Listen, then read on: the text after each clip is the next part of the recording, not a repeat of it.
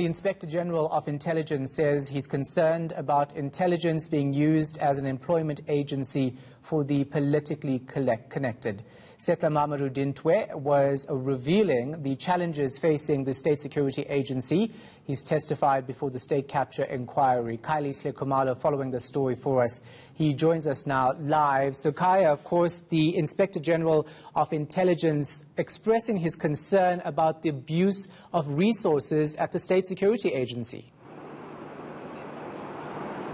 Well, that's right, Shahan. So he stated in no uncertain terms that a lack of accountability is one of the major concerns facing the spies in South Africa, but also saying that those who are politically connected, their children, at times some of their girlfriends, they are easily recruited, and really citing one particular incident in the Free State where a top cop, a girlfriend, essentially was recruited to be part of the state agency responsible for security. But also another very interesting dynamic here, Shahan, is around also the use of fund, where Dr. Dintwe went as far as indicating that prior to the ANC's elective conference in 2017, a lot of funds were used to fund certain factions within the ANC. So that's quite worrisome. It just comes just few days after the party's president, Cyril Ramaphosa, refuted such claims around, just the nature of funding of that nature. But most importantly, another very interesting issue was around the issue of how to make sure that accountability is revived and also the culture is instilled, especially given the very importance of this institution, Shahan. And this is what he had to say. You cite two examples. I'd just like to ask whether you confirm those. You say in one instance a member claimed that he had lost an amount of approximately 3.6 million rand while on an operation. This is clearly absurd.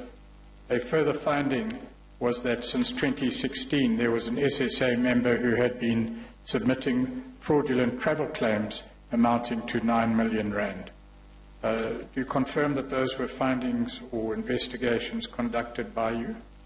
These were findings, and I write there, I say this is clearly absurd, because what came to attention was that in the 3.6 million now, there's a gentleman who goes on an operation to Jupiter, this other planet, and he comes back and says that I've lost it.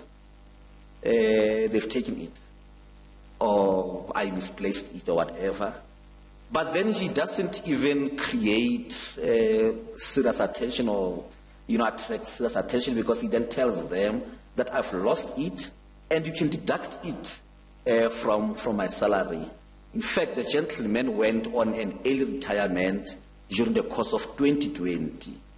And others will know that their pensions will not even get to that particular amount. And in this instance, he just came back and said that, I've got no reasons. I've lost it, and please start deducting it, and so forth. I'm told that they're deducting that money, and they would have attached his pension, if not part thereof. He's also quite adamant that this inquiry is going to make a difference and actually stop the rot. Well, precisely, Shahan, in his concluding remarks, he implored the Commission Chair to make sure that this particular Commission is different, effective, and be able to yield quite important results, especially because corruption really has tainted this particular key institution. He mentioned one particular incident, Shahan, around the procurement of this surveillance instrument referred as the grabber. So this was also prior to the ANC conference in Nazareth, where he said, in fact, that particular instrument was used to check the emails of then Deputy President of the ANC, Cyril Ramaphosa, but also it was used really to essentially listen to the conversations of other factions within the ANC. But this was a very impassionate plea that he made before the inquiry.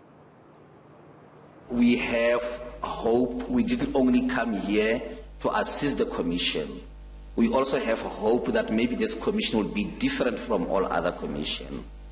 It is a first commission that has a rule which says that the information gathered here may be used for prosecution.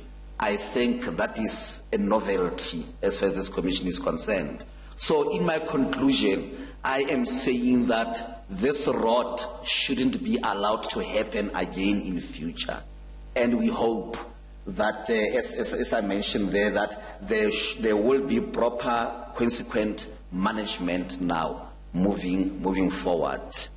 I personally will not be a beneficiary of this. I'll be out of this office 15th March 2022, but I'll be the happiest man if my successor will reap the rewards, if there are any, in terms of strengthening this oversight mechanism, which is very much crucial in the intelligence space.